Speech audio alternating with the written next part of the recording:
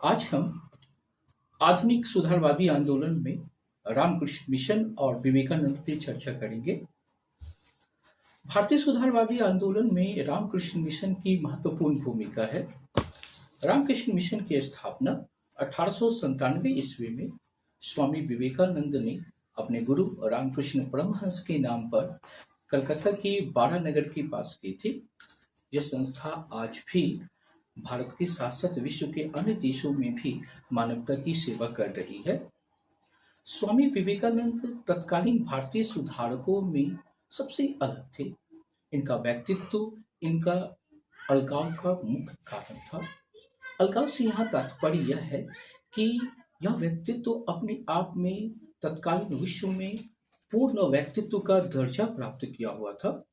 1893 ईस्वी के विश्व धर्म सम्मेलन में उन्होंने इस व्यक्तित्व को प्राप्त किया था, जब उन्होंने पूरे विश्व को अपने भाई, अपने बंधुत्व, अपने परिवार के रूप में माना था और यहीं से उन्होंने प्राचीन भारतीय सभ्यता संस्कृति से पूरे विश्व को अवगत कराया था।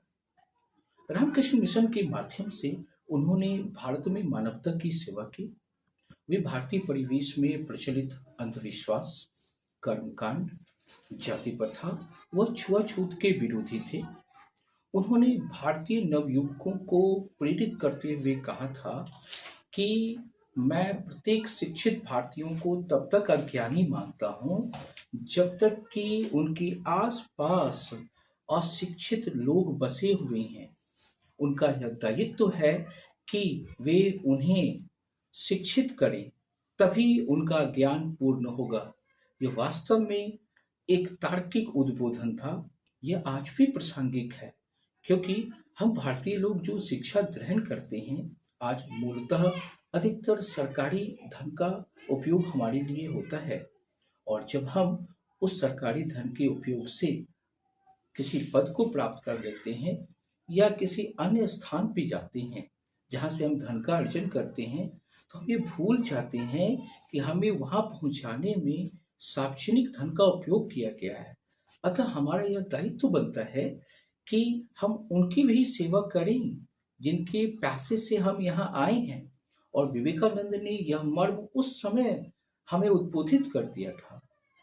इसके साथ साथ उन्होंने हिंदू धर्म या सनातन धर्म के संबंध में भी बेबाकी रूप से अपनी राय दी थी।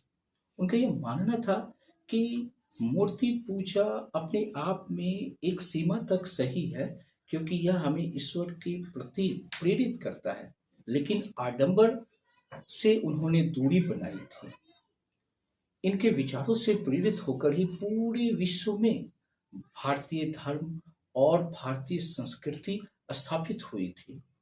इस प्रकार का कार्य इनके पूर्व और इनके पश्चात अन्य किसी भी सुधारकों ने नहीं किया था।